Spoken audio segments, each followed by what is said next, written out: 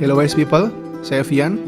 Ini adalah video episode ketiga setelah video pertama saya akhirnya di take down juga oleh YouTube setelah mendapatkan lebih dari 6 juta views. Dan sebagai informasi, hasil AdSense dari video kedua saya telah didonasikan seluruhnya di video berikut ini.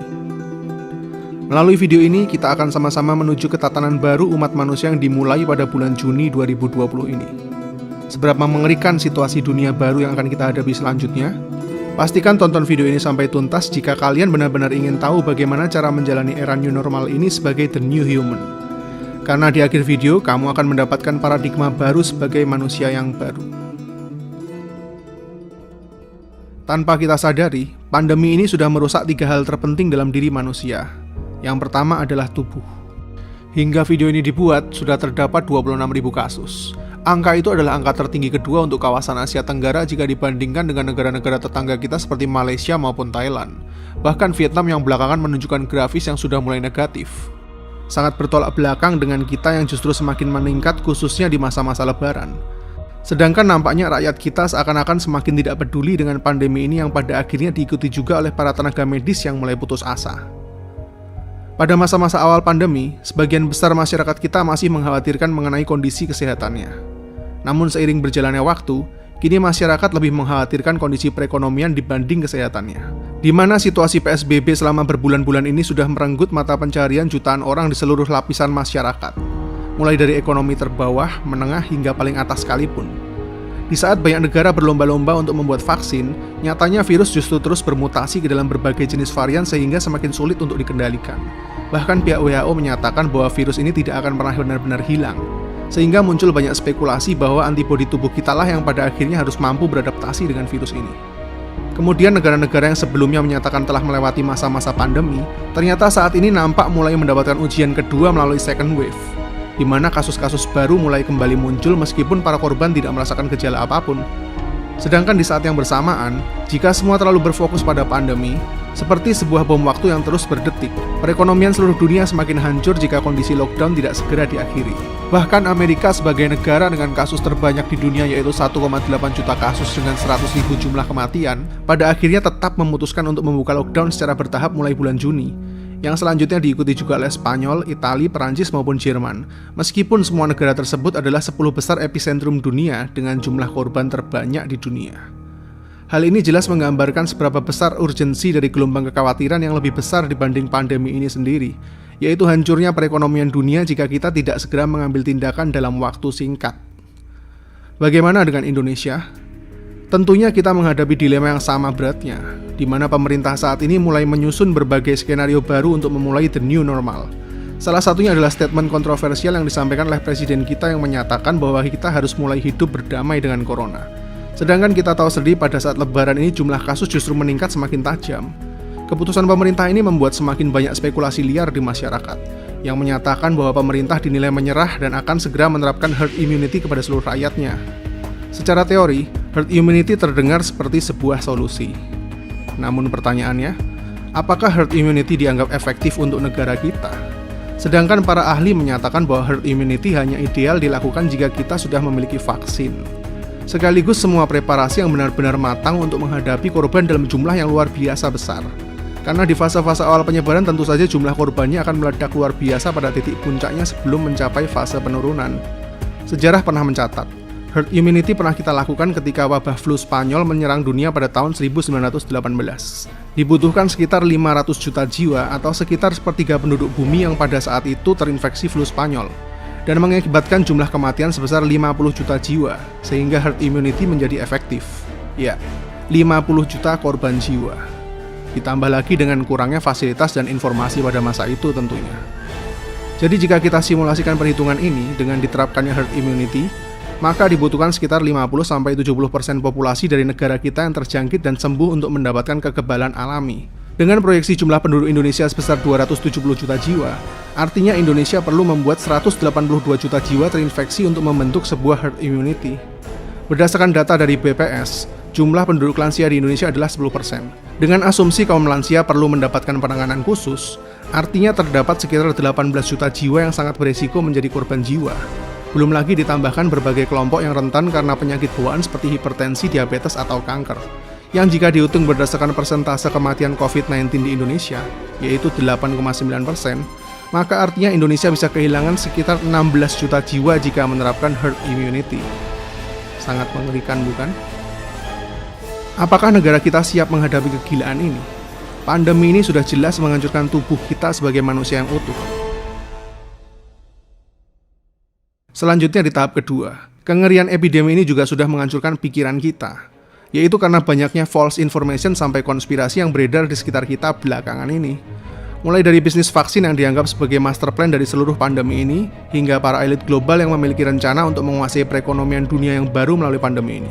Sampai isu tentang microchip yang akan ditanamkan dalam tubuh manusia dengan kedok vaksin yang tujuan akhirnya untuk mengurangi jumlah penduduk dunia, yang bahkan ditujukan secara gamblang kepada salah satu person yang selama ini sudah banyak kita kenal. Wow. Banyak dari kalian ingin tahu bagaimana pendapat saya mengenai semua teori konspirasi ini. Jujur saya tidak pernah menyangkal bahwa beberapa kepentingan yang disebut sebagai elit global itu memang benar ada di dunia ini. Karena hal semacam ini sudah ada sejak ribuan tahun lalu. Bahkan sejak era dinasti Zhou 1000 tahun sebelum Masehi, yang menyebarkan propaganda-propaganda untuk mengatasnamakan perang demi kepentingan langit, yang tujuannya tentu saja untuk meningkatkan moral dari para pasukannya supaya rela mati di medan perang bagi sebuah kepentingan politik penguasanya. Hal serupa juga terjadi di era perang salib pada abad ke-11 hingga 13 lalu, di mana masing-masing kubu saling berperang atas dasar kepercayaan masing-masing. Memang banyak yang berperang demi kebenaran, tapi tidak sedikit juga terdapat banyak kepentingan terselubung di dalamnya. Mulai dari rakyat kecil yang hanya ingin menunjukkan eksistensi diri di tengah masyarakat, kepentingan bisnis dari para pedagang, hingga kepentingan politis dari para penguasa, yang sebenarnya hal-hal semacam ini masih terus berlangsung hingga saat ini. Mulai dari lingkup yang terkecil seperti influencer, yang semakin ketagihan menggoreng isu mengenai konspirasi hanya demi duit dan popularitas. Begitu juga dengan berbagai jenis media, yang karena core-nya sejak awal adalah bisnis, maka bagi mereka traffic adalah segalanya. Bahkan banyak juga dimanfaatkan oleh para oknum-oknum pejabat negara untuk kepentingan politik. Katakan elit global itu runtuh. Apa kamu yakin selanjutnya dunia ini akan hidup dalam damai tanpa perang dan musibah? Atau justru digantikan dengan elit global dengan versi yang baru saja? Tidak ada hal yang baru di dunia ini. Pemegang peradaban tertinggi akan selalu memegang kekuasaan tertinggi di dunia, tanpa peduli apapun ras, negara maupun ideologinya. Karena nafsu dan keserakahan sudah menjadi tabiat seluruh manusia. Tabiat yang bahkan ada sejak zaman Nabi Adam sekalipun. Tidak ada hal yang benar-benar baru dari semua teori konspirasi yang kalian percayai. Dahulu ada, sekarang ada, bahkan hingga masa depan nanti akan tetap ada selama kepentingan manusia yang bekerja di dalamnya. Mungkin ada teori konspirasi yang benar, tapi meski begitu, bukan berarti seluruh informasi dari teori konspirasi itu selalu bisa dipertanggungjawabkan kebenarannya. Itulah sebabnya kenapa disebut teori konspirasi, karena di dalamnya terdapat berbagai macam cocok logi mengenai data dan asumsi berbagai macam orang dengan berbagai macam jenis kepentingan mereka masing-masing. Entah propaganda ideologi, kepentingan politik, bahkan hanya untuk sekedar uang dan popularitas. Jika kita kembali belajar dari sejarah, ketika sebuah golongan tidak memiliki cukup kekuatan untuk bersaing, ya ujung-ujungnya dibuatlah propaganda beragenda. Bisa jadi ini semacam konspirasi dari pembuat teori konspirasi. Karena hanya Tuhan yang tahu isi hati yang terdalam setiap manusia. Jadi ya yang kompetitif aja dalam hidup. Jangan cuma ngatain elit global, tapi kenyataannya seluruh aktivitas harian sampai hiburan kita bergantung parah sama rules mereka. Bahkan nyari duit juga pakai semua fasilitas mereka. Jujur saya tidak membela pihak manapun karena saya sama sekali nggak punya kepentingan selain miris melihat situasi sekarang. Tapi coba kalian bayangkan, saat kita ikut menyebarkan sebuah berita yang merujuk kepada seseorang person atau golongan dan disebarkan kepada jutaan orang lain, pernahkah kalian berpikir sebuah skenario bahwa bagaimana jika ternyata tuduhan itu salah? Semua manusia bisa salah bro, bahkan yang punya bukti pun masih tetap bisa salah, apalagi hanya berdasarkan asumsi dan cocok logi data yang dibalut dengan kata-kata manis. Siapkah kalian menanggung dosa fitnah yang sudah kita sebarkan ke jutaan orang lain? Jika kalian siap dengan resikonya, maka keputusan ada di tangan kalian. Ingat bro, ada terlalu banyak kepentingan manusia di dunia ini. Banyak sekali orang yang memanfaatkan pandemi ini untuk kepentingan diri mereka masing-masing. Apa nggak capek bro di pingpong kesana kemari? Sayangi diri kalian bro, jangan mau dijadiin pion-pion buat kepentingan segelintir orang brengsek. Dunia kita saat ini sudah sangat kotor bro, dan kita sendirilah yang punya tanggung jawab untuk menjaga pikiran kita tetap bersih. Terus gimana dong cara tahu mana yang benar, mana yang salah? Kalau buat saya, sebuah pohon yang baik itu akan selalu menghasilkan buah yang baik pula. Entah siapapun kamu dan apapun yang kamu percayai, mau cebong atau kampret, mau bulat atau datar, mau domba atau unta. Jika pada akhirnya hal-hal itu justru membuat dirimu menjadi manusia yang lebih buruk dari sebelumnya, maka semuanya salah. Pandemi corona sudah menggerogoti tubuh kita, dan selanjutnya suara-suara bising yang ada di media belakangan ini juga menggerogoti seluruh pikiran kita. Tahapan terakhir yang paling mengerikan akan berdampak juga ke jiwa kita, sehingga kita akan terus melihat orang-orang yang kehilangan pengharapan dalam hidupnya. Coba kita berhenti sejenak dari semua kegaduhan yang terjadi belakangan. Ambil waktu sejenak untuk menyendiri. Mencoba berdamai pada diri sendiri, kemudian menyatu dengan alam di sekitar kita. Coba lihat dan rasakan alam yang ada di sekitarmu. Lihatlah cara kerja dari hukum yang ditetapkan Tuhan untuk menjalankan seluruh siklus kehidupan di alam semesta ini. Matahari masih tetap terbit dari timur ke barat. Setiap hari sejak kita bangun dari tidur hingga kembali menutup mata kita. Tetap konsisten sejak bumi ini ada hingga saat ini, untuk memberikan energi kehidupan bagi seluruh makhluk yang ada di bumi ini. Air masih tetap mengalir dari hulu ke hilir untuk memberikan kehidupan bagi setiap makhluk yang dilaluinya. Angin tetap berhembus dan terus berputar dari daratan ke lautan, dan membantu menciptakan keseimbangan bagi bumi kita ini. Semua siklus alam ini tetap berjalan secara harmonis sesuai dengan sabdanya, sejak bumi ini tercipta hingga saat ini.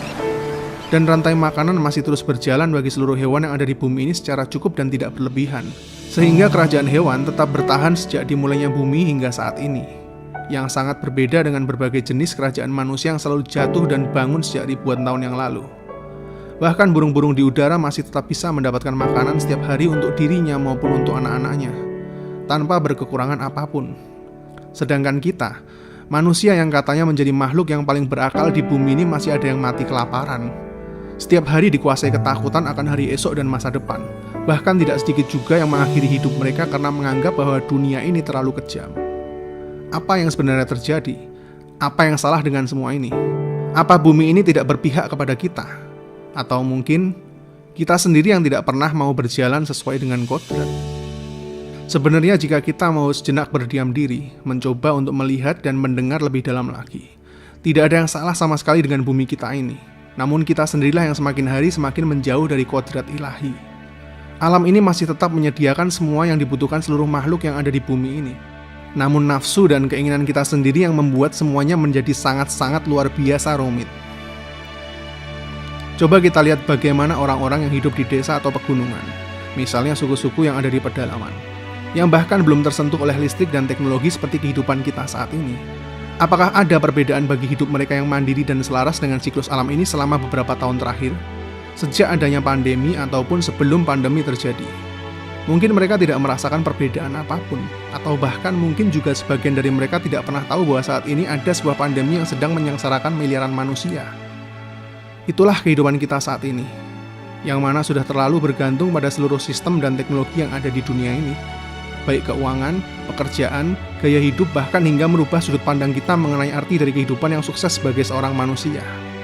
Ketergantungan akan sistem dan berbagai doktrin buatan manusia, yang dibuat untuk kepentingan manusia saja. Sehingga ketika seluruh sistem ini mulai kacau karena siklusnya terputus, begitu juga dengan kehidupan seluruh manusia yang ada di dalamnya. Itulah perbedaan mendasar dari sistem buatan manusia dan Tuhan, antara fana dan abadi. Ketika seluruh umat manusia sudah terlalu bergantung pada sebuah sistem atau tatanan yang diciptakan oleh manusia, tahukah apa yang akan terjadi setelahnya? Sungguh sangat amat mengerikan. Supaya semakin jelas, saya akan mengambil sebuah contoh skenario betapa kita saat ini hidup dalam sebuah masa yang sangat-sangat rentan pada kehancuran dunia. Mungkin sebagian besar dari kita merasa bahwa pandemi saat ini begitu berat untuk dijalani, hanya karena kita sudah terbiasa hidup dalam sebuah sistem yang tiba-tiba polanya berantakan. Namun itu masih belum seberapa besar dengan apa yang mungkin terjadi setelah ini. Saya belum membicarakan tentang Perang Dunia Ketiga maupun bencana alam berkat global warming yang mungkin akan saya ceritakan di video lain. Namun ada sebuah siklus harian alam yang setiap hari terjadi di luar perhatian kita, yang akan memverifikasi seberapa manusia saat ini terlalu bergantung kepada teknologi, yaitu solar storm, atau biasa kita sebut sebagai badai matahari. Sebenarnya solar flare yang keluar dari lapisan matahari ini selalu terjadi secara periodik, dan masa dari ledakannya sangat bervariasi. Namun lebih sering terjadi ledakan yang terbilang wajar sehingga efeknya tidak sampai ke bumi kita. Jika ledakannya sangat masif, tentunya bumi kita akan berakhir dengan cepat. Namun bukan itu yang saya khawatirkan karena probability-nya lebih kecil. Sejarah mencatat beberapa ledakan yang cukup besar sering terjadi dan efeknya hingga menyentuh ke lapisan bumi kita. Salah satunya pernah terjadi pada tahun 1859, di mana sebuah ledakan solar flare yang powerful pernah sampai di atmosfer bumi kita. Efeknya saat itu cukup besar karena pancaran ledakannya mengandung gelombang elektromagnetik yang merusak sistem telegraf dan benda yang dialiri listrik di seluruh dunia pada masa itu. Meskipun tentunya tidak sampai melumpuhkan siklus dunia karena kita tahu sendiri pada tahun 1859 masih tidak banyak perangkat yang menggunakan listrik. Dan jumlah penduduk bumi yang tidak lebih dari 1,6 miliar orang yang mayoritas masih hidup mandiri dengan beternak dan bercocok tanam. Maka bencana ini tidak terlalu mereka rasakan sebagai doomsday. Namun coba bayangkan jika ledakan yang sama besarnya kembali terjadi pada era kita saat ini. Era di mana seluruh manusia yang jumlahnya 7 miliar penduduk sudah sangat-sangat bergantung pada sistem listrik dan teknologi. Kemudian tiba-tiba semua listrik yang ada di bumi kita tidak dapat beroperasi lagi hanya dalam hitungan detik. Merusak dan melelehkan semua perangkat apapun yang dialiri oleh listrik, tanpa adanya persiapan apapun. Bukan hanya sekedar kehilangan daya untuk melakukan semua pekerjaan maupun hiburan yang saat ini semuanya membutuhkan listrik. Namun dengan kualitas sumber daya manusia yang bisa saya bilang dalam tanda kutip di generasi kita ini sangat-sangat lemah karena seluruh ketergantungan kita, saya rasa tidak akan butuh waktu lama sebelum terjadi chaos dan kelaparan di seluruh bumi. Yang ironisnya sebagian besar dari kita sudah tidak bisa lagi hidup mandiri dengan bercocok tanam maupun beternak apalagi berburu. Karena hal-hal itu semakin lama semakin terdengar asing bagi manusia modern yang hidupnya sudah terlalu dikontrol oleh sistem dan teknologi. Kalau di era kita saat ini aja udah seperti itu, apalagi anak cucu kita nanti ya. Tanpa listrik, otomatis peradaban kita kembali ke zaman batu. Bisa jadi seluruh sistem dan database digital dunia ini seakan kembali direset. Status semua orang tiba-tiba menjadi sama rata. Namun yang paling mengerikan adalah makanan. Sebagian besar dari kita sudah terbiasa dengan budaya membeli berbagai makanan cepat saji, bahan makanan segar maupun kemasan dari pasar atau supermarket. Berbagai makanan segar tadi didistribusikan dengan es maupun freezer yang membutuhkan listrik supaya tidak busuk selama pendistribusian. Di peternakan hingga pabrik pemotongan daging maupun makanan kemasan juga memerlukan listrik untuk memproduksi massal pasokan makanan dalam jumlah besar yang setiap hari dibutuhkan oleh miliaran orang di seluruh dunia. Dan tiba-tiba siklus itu berhenti sekejap mata. Bagaimana cara kita memberi makan miliaran manusia yang saat ini sudah terlalu nyaman dengan gaya hidup kita sekarang? Sedangkan untuk menanam tumbuhan ataupun beternak membutuhkan waktu yang tidak bisa instan. Jika hal ini terjadi, maka diprediksi hanya perlu waktu beberapa bulan saja sampai akhirnya chaos global terjadi pada manusia di seluruh dunia. Penjarahan di mana-mana, yang kuat akan memakan yang lebih lemah, literally, dan tiba-tiba manusia yang sebelumnya begitu beradab, kembali lagi kepada hukum rimba. Hanya dalam waktu yang begitu singkat. Welcome to the real jungle, bro. Dan ironisnya, semua ini terjadi hanya karena sebuah solar flare harian yang sangat kecil bagi semesta ini, yang punya kapasitas daya ledak sedikit lebih besar dari biasanya. And just like that, manusia masih mau sombong? Jika ada di antara kita yang berkata hal ini mustahil terjadi, begitu juga dengan keadaan kita sebelum pandemi ini muncul di awal tahun 2020. Siapa yang memperkirakan hal ini akan menjadi begitu besar seperti sekarang? Kita hanya salah satu makhluk yang hidup dalam siklus alam semesta ini, tidak sepatutnya kita merasa pintar dan sombong sama sekali, karena kita hanyalah butiran debu bagi alam semesta ini. Jika memang pada saat ini kita harus dipaksa memulai kembali ke kehidupan kita lagi sebagai the new normal, mungkin ini adalah saat yang tepat bagi kita semua untuk sekaligus menjadi the new human, yang lebih sesuai dan kembali ke kaidah yang telah ditetapkan Tuhan. Sebenarnya ini adalah kesempatan kita untuk berubah menjadi manusia yang lebih baik dari sebelumnya, because right now, there is no comfort zone for all of us. Jadi apa artinya berdamai dengan corona? Saya ingat pernah menonton sebuah film berjudul Life of Pi, di mana seorang pemuda harus berada di sebuah sekoci bersama dengan seekor macan karena kapal induknya tenggelam bersama seluruh keluarga setelah disapu oleh sebuah badai di tengah samudra. Coba bayangkan, bertahan hidup di luasnya samudra sendirian saja sudah sangat sulit, apalagi harus hidup dengan seekor macan yang kelaparan di dalam sekoci yang sama. Kondisi kita saat ini pada dasarnya mirip dengan situasi dari pemuda dalam film ini. Mungkin awalnya kita akan begitu sulit menerima kenyataan yang mengerikan seperti itu. Tapi jika kita memang sudah berada di situasi itu, kita tetap harus bertahan dan beradaptasi, bukan? Toh marah atau menangis juga tidak akan pernah merubah realita yang sedang terjadi. Seiring dengan berjalannya waktu, macan kelaparan yang awalnya dianggap sebagai musuh, tanpa disadari oleh pemuda itu justru akhirnya menjadi sebuah cambuk dan motivasi bagi dirinya untuk keluar dari comfort zone-nya dan berupaya terus survive supaya tidak menjadi makanan sang macan. Dan habit itu justru membuatnya menjadi seorang manusia yang jauh lebih hebat dan adaptif baik secara skill maupun mental. Karena keberadaan macan itu membuatnya terus ada di luar zona nyamannya. sekaligus terus memaksanya untuk menjadi sosok yang lebih hebat setiap harinya. Pada akhirnya, dia menyadari bahwa tanpa ada macan di dalam skocinya, dia sudah lama kehilangan pengharapan karena hanya terapung sendirian di luasnya samudra selama 227 hari. Pemuda ini menjadi yakin tanpa adanya macan ini sebagai sebuah cambuk yang memotivasinya untuk tetap tangguh. Mungkin dia sudah lama bunuh diri dalam keputusasaan karena sendiri di tengah samudra. Begitu juga dengan pandemi ini, yang mungkin saja akan berada di antara kita selama puluhan atau bahkan mungkin ratusan hari ke depan. Tapi, dengan adanya pandemi ini, kita dipaksa untuk lebih memperhatikan kesehatan tubuh kita demi meningkatkan imunitas, menjaga kebersihan, belajar banyak mengenai pola hidup sehat, kembali berolahraga, dan bersyukur atas kesehatan yang kita miliki saat ini. Sebelum ada pandemi, mungkin sebagian besar dari kita tidak peduli dan masa bodoh dengan semua itu. Dengan adanya pandemi ini, kita dipaksa untuk lebih adaptif dalam berpikir, lebih banyak mempelajari skill-skill baru supaya bisa tetap kompetitif dan terus berkembang sebagai manusia. Karena kita menyadari bahwa hidup ini terus berputar seperti sebuah roda. Pada saat kita berhenti mengayuh roda sepeda itu, maka kita akan kehilangan momentum dan jatuh. Dengan adanya pandemi ini, kita kembali disadarkan mengenai humanity yang sering kita lupakan, untuk peduli pada orang-orang di sekitar kita. Bahkan kita diberikan kesempatan untuk menjalankan amal ibadah yang sesuai dengan hakikat kita, yaitu berguna bagi sesama, jika memang kamu ambil kesempatan ini tentunya. Dengan adanya pandemi ini, kita sama-sama kembali diingatkan betapa fana dan rapuhnya peradaban yang dibangun oleh manusia. Hanya karena sebuah makhluk kecil yang tak terlihat saja seluruh bumi ini sudah terguncang. Sudah saatnya kita kembali kepada kaidah kita sebagai manusia di bumi ini, yaitu menjadi khalifah untuk memelihara bumi ini, dan bukan hanya menguasainya untuk kepentingan manusia semata. Dengan adanya pandemi ini, bahkan salah satu lubang ozon terbesar yang ada di dunia saat ini sudah sepenuhnya menutup karena lockdown berbulan-bulan dari banyak negara di dunia.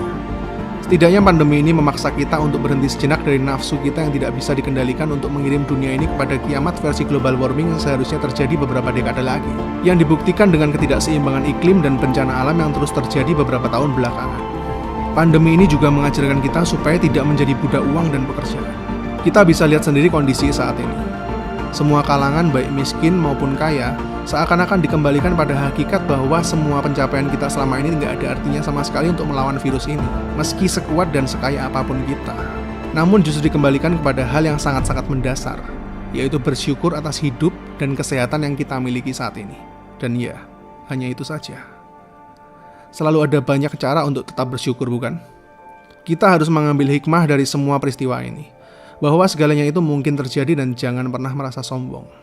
Dan ini saatnya kita kembali menghargai lagi hakikat dari alam ini, yang mungkin bisa dimulai dengan hal-hal sederhana seperti mulai belajar lagi bercocok tanam di halaman rumahmu, menghargai seluruh binatang dan tumbuhan, tidak mengotori ekosistem, mengenal bagaimana seluruh siklus alam ini bekerja.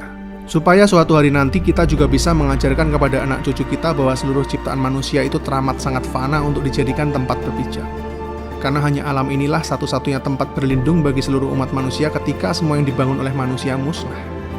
Kita akan manfaatkan pandemi ini sebagai titik balik hidup kita yang sebelumnya begitu disamarkan oleh berbagai nafsu dan keinginan dunia, untuk menjadi the new human yang kembali selaras dengan hakikat sejati manusia yang sesuai dengan rancangan ilahi.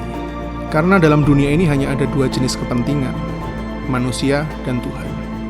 Pilihanmu menentukan arti dari seluruh hidupmu. Lewatilah masa ini dengan cara yang terhormat sebagai manusia yang baru. Saya Vian, see you in the next videos.